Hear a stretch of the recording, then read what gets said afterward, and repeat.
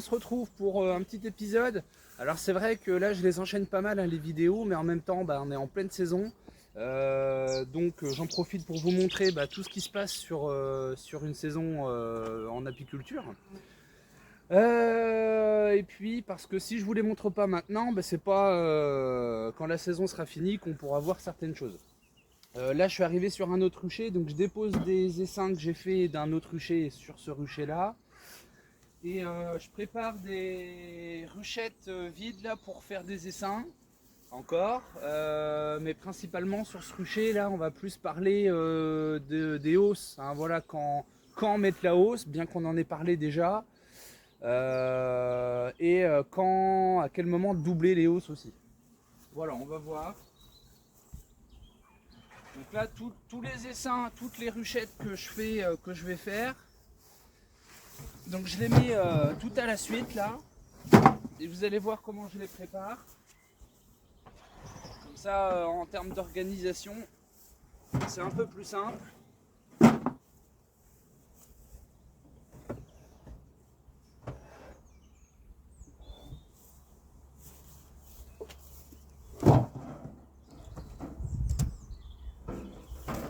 Je me méfie que j'ouvre pas une ruche avec des abeilles, une ruchette avec des abeilles dedans.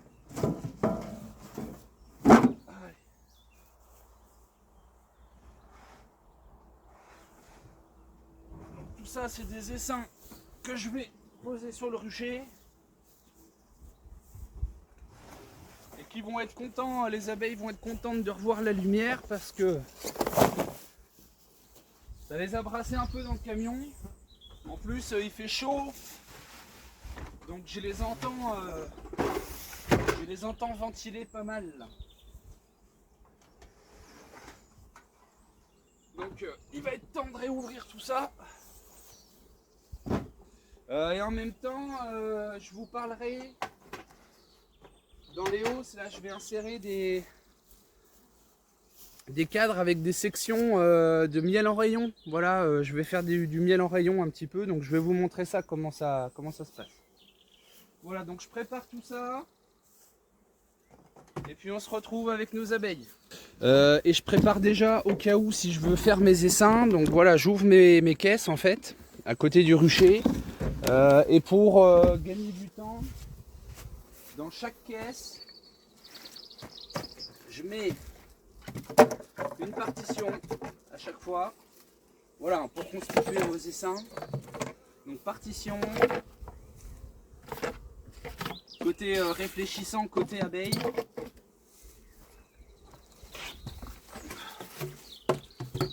Voilà, partition, partition. Partition, voilà, et feuille de cire. Donc une feuille de cire dans chaque. Voilà, après je les replacerai selon la grosseur de l'essaim que je vais faire.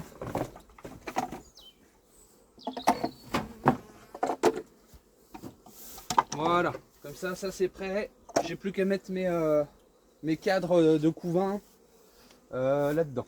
Alors comme je disais, il faut que la hausse soit 3/4 remplie. Quand les abeilles remplissent une hausse, en général, elles remplissent d'abord par le centre et ensuite sur les côtés. Donc plus vous allez aller sur les côtés, moins vous aurez des cadres pris en charge. Plus vous serez au centre, plus vous aurez des cadres pris en charge, quoi. Ok, donc par exemple si je vais au centre, voilà, donc là c'est plein, mais c'est pas encore operculé, hein, ok. On voit que ça miele bien, c'est bien rempli, les cires sont bien blanches. Donc ça c'est intéressant. Ça c'était une feuille de cire. J'en mets à peu près 2 par hausse à chaque fois. Donc ça c'est une feuille de cire qu'elles ont pris en charge et qu'elles ont commencé à remplir. Ok. Et là on va arriver sur le dernier cadre qu'elles ont commencé à remplir, hein, voilà, là, tout ça là c'est rempli de nectar là, ok. Donc là votre hausse est remplie aux 3/4, hein, voilà. Le signe c'est ça, c'est quand les derniers cadres là commencent à être pris en charge, tout le reste c'est plein, quoi, ok. Maintenant ce qu'il faut savoir, Alors j'ai déjà parlé de doubler par le haut ou doubler par le bas hein, sur une vidéo, on va pas refaire ça sur ça. Moi ce que je vais checker vite fait c'est est-ce qu'elle me fait des cellules. Parce que comme je disais, si on veut faire des bonnes récoltes, des bonnes mielées, bah faut faire en sorte de garder des colonies populeuses.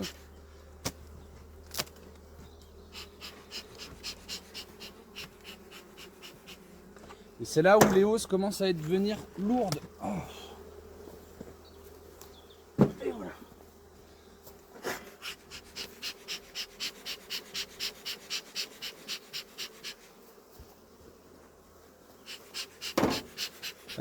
On l'avait fait un peu sur l'autre vidéo là, de comment contrôler tout ça là pour limiter l'essaimage. On en refait une ensemble. Est-ce que je lui prends encore un essaim? Je ne sais pas, hein. Je lui ai pris 2 cadres la dernière fois.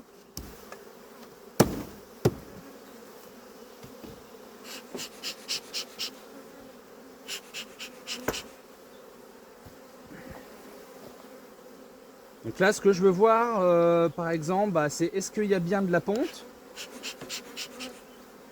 Signe que j'ai pas embarqué la reine dans mon essaim artificiel de l'autre fois, bien que j'ai contrôlé tous mes essaims artificiels. Et il n'y avait pas de présence de reine. Donc tous mes essaims ont, pour le moment, alors pas fonctionné, c'est un grand mot, ça, les reines ne sont pas encore nées, mais toutes mes reines dans les ruches de production sont bien dans les ruches de production, quoi. Donc là, bah, je check tout. Alors là, vu le poids, j'ai même pas envie de regarder. Il n'y a que du miel. Lui, c'est pareil, que du miel. Voilà, j'ai des mâles et des mâles. Ça, c'est le cadre à mâle. Alors, on en a déjà parlé l'autre fois. Voilà, ça montre le dynamisme de la colonie. Si elle bâtisse le bas, là. Hein, on en a parlé sur une vidéo, on va pas la refaire. Là, ce que je veux cibler, c'est est-ce que j'ai des œufs, est-ce qu'il y a des cellules. Voilà.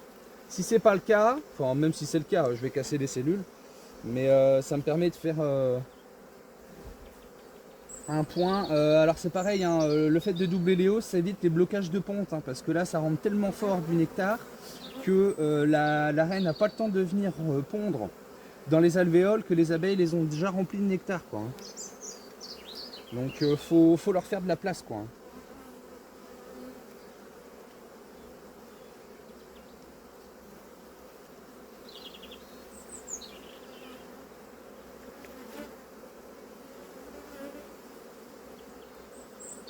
Donc là j'ai des amusettes, ouais, elles sont pondues. Hein. On est loin des amusettes étirées, des grosses cellules royales.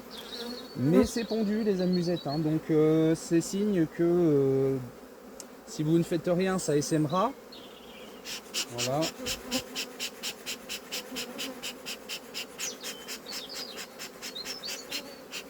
Donc si vous avez une amusette qui est pondue, voilà, vous êtes au début de l'histoire. Hein.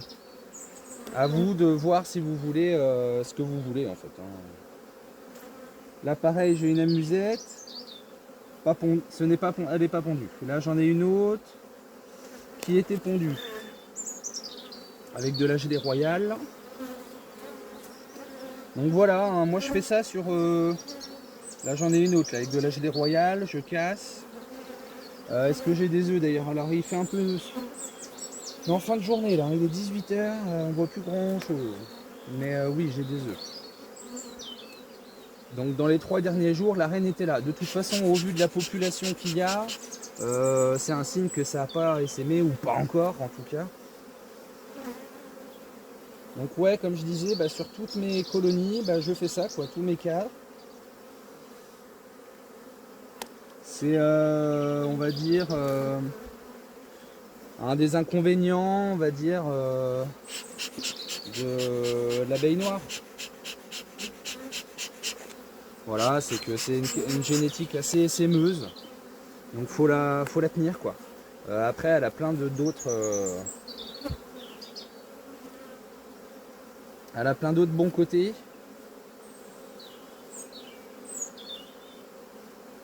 Tout dépend de ce que vous recherchez. Elle est un peu nerveuse, hein. On est en fin de journée là. Elles ont, comme nous, leur journée de boulot dans les pattes. Les gardiennes sont toutes là à défendre la ruche. Bon, en tout cas, pas de cellules. Enfin, pas de cellules bien avancées, quoi. Des ébauches pondues. Mais c'est des colonies à suivre, quoi. Donc, grille à reine.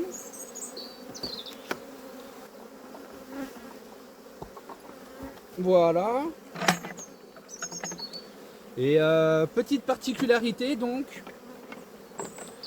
je vais insérer des cadres pour faire du miel en rayon. Alors vous allez voir, j'enlève là du coup mes 2 feuilles de cire. Je prends 2 cadres, voilà, où j'ai inséré en fait des sections avec une petite feuille de cire. Donc ça c'est des sections après que je récupérerai, que je pourrais vendre en miel en rayon. Donc voilà, ça se place tout simplement au même endroit qu'un cadre. Elles vont bâtir. Et puis voilà, ça peut faire du miel à croquer, quoi, du miel en brèche. Ok? Voilà, donc là j'ai mis ça là, je remets la hausse qui est quasiment pleine là-dessus. Alors la suite, petite chose intéressante là, voilà, donc colonie, belle colonie. J'ai trouvé ma reine là en vert là, ok. Voilà. Donc qu'est-ce que je vais faire? Parce que là j'étais sur le 2e cadre. Je vais en fumer un peu là. J'étais rendu qu'au 2e cadre que la reine voilà, s'est montrée, ok. Donc pour visiter toute la suite là, il existe pas mal des petites pinces et tout. Moi je prends mon petit piston là. Voilà, elle va aller dedans. Voilà, non, oui, non. Voilà. Donc là elle est dans le piston. Donc là je suis tranquille pour fouiller ma ruche, ok. Et ça me permet aussi, là j'ai commencé des essaims artificiels. Donc ça me permet de prendre un cadre qui m'intéresse et je suis sûr qu'il n'y a pas la reine pour aller mettre dans mon essaim. Ok. En même temps, voilà, ça me permet de faire les cellules là tranquillement.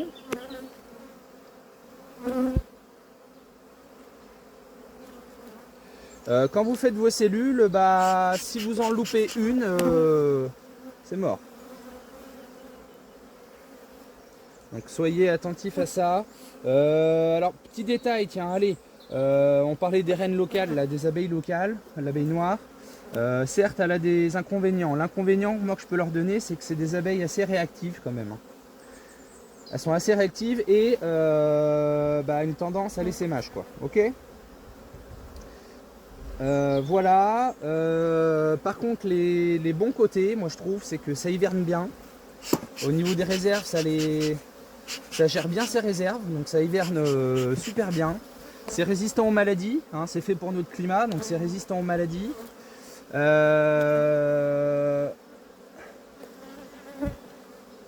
Voilà, pour se faire la main, moi je trouve ça très bien, ça suffit. Hein. Donc voilà, c'est assez rustique hein, aussi. C'est voilà, ça, c'est une abeille résistante quoi.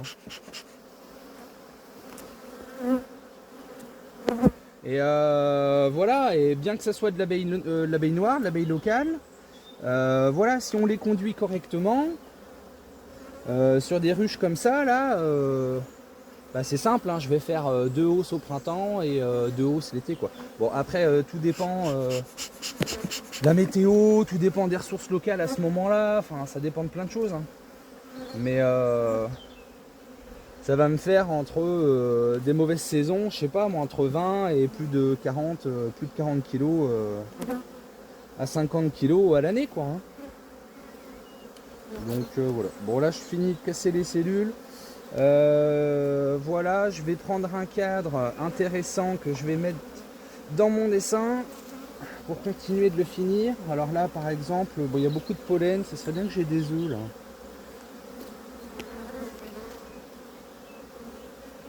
Parce que le cadre que j'ai mis là-bas, quoique je sais plus, je crois qu'il y a des œufs aussi.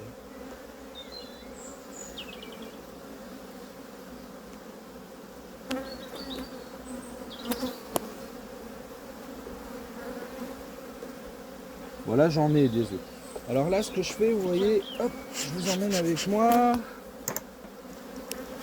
Alors, un des essaims là que j'ai commencé. Voilà. Donc là, dans cet essaim, on va faire un petit zoom. Dans cet essaim là, j'ai déjà mis donc une partition, une feuille de cire. J'ai déjà mis un cadre avec des abeilles, d'une autruche. On peut mélanger, hein. On peut mélanger, il n'y a pas de souci. Du moment que c'est les mêmes génétiques, tout va bien se passer, hein. Voilà, donc j'ai déjà mis un cadre d'abeilles. Là, j'en mets un autre, il y a des provisions. J'ai des œufs pour carré élève. Je sais plus ce que j'ai dit, mais voilà, j'ai secoué aussi un cadre d'abeilles là pour qu'elle soit assez populeuse pour s'occuper de tout ça. Donc là, vous voyez, j'ai une feuille de cire, 2 cadres de couvain et une partition. L'essaim est fini. Donc ça sera un élevage sur œuf, ok? Clac. Alors celle-là, j'ai pas mis la hausse. La dernière fois que je suis venu, le 4, j'ai mis un cadre déjà bâti, ce qui fait que maintenant elle est sur 10 cadres. Est-ce qu'une semaine, même pas, c'est 6 jours après, ouais, bon, 6 jours, est-ce que on lui met une hausse ou pas? On va voir ça ensemble.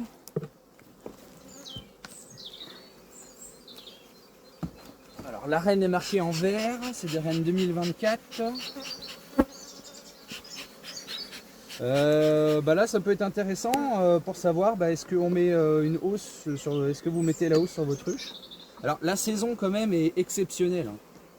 Là ça part fort, hein, faut être présent, hein. Bon bah je fais les cellules en même temps, bien que tout soit collé là. Oh là là. Vous savez quoi, je vais commencer par de l'autre côté.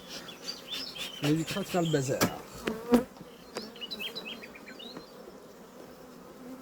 Donc je décolle tout, vous voyez, c'est comme ça que je fonctionne. Je ramène tout en fait, ce qui me fait que le dernier là, je vais avoir de la place. Et ensuite, petit à petit, je les remets en même temps, quoi. Donc, en tout cas, la ruche est pleine d'abeilles. Ça pèse 1 tonne. Bon, normalement, il n'y a pas de cellules là-dessus, hein. Voilà, mais si vous voulez qu'elle s'occupe de votre hausse, il faut que le fond soit plein d'abeilles et plein de couvains et plein de réserves. Voilà. Et faut qu'il y ait minimum 6 cadres de couvain. Donc là, le couvain commence ici, par exemple. Bon, je sais pas si je vais le compter comme un cadre de couvain, hein. Il y a provision et un début de couvain. Allez, on va accélérer un peu parce que là... Donc là, tout est pondu, là, j'ai des œufs, ok.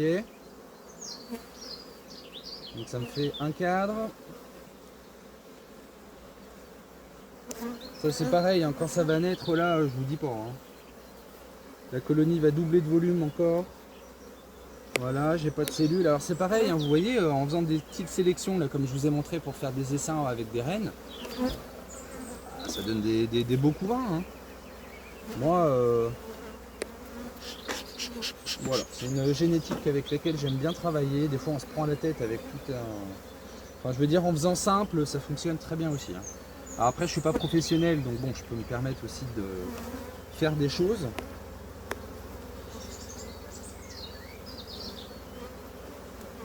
Mais pour une seconde activité ou déjà vous faire la main en apiculture, c'est très bien, hein. Puis ça apprend pas mal de choses, hein. Comment gérer une colonie, comment bien l'enfumer pour la tenir. Bon, je regarde si j'ai pas de cellules, hein. Mais le constat est simple, là on va mettre la hausse, hein. Direct. Bon, on n'a pas vu la reine. Moi ce qui m'importe c'est de voir des œufs, de la ponte. J'ai pas de cellules, des petites ébauches, la population est belle, ça veut pas essaimer, c'est bien, hein. Blocage de ponte, hein, là on y arrive, hein. Vous voyez toutes ces surfaces là, au lieu d'être pondues, là il y a du nectar. Donc les abeilles n'ont pas le choix de le mettre ici. Donc ça va leur faire du bien que je leur mette une hausse. Il est grand temps. Et ça, c'est plein de miel. Archi plein. Voilà, surconstruisent un peu, là ça commence, là, besoin de place. Donc bah je vais lui faire de la place. Voilà. Ok, ça c'est la ruche typique, mettre une hausse quoi.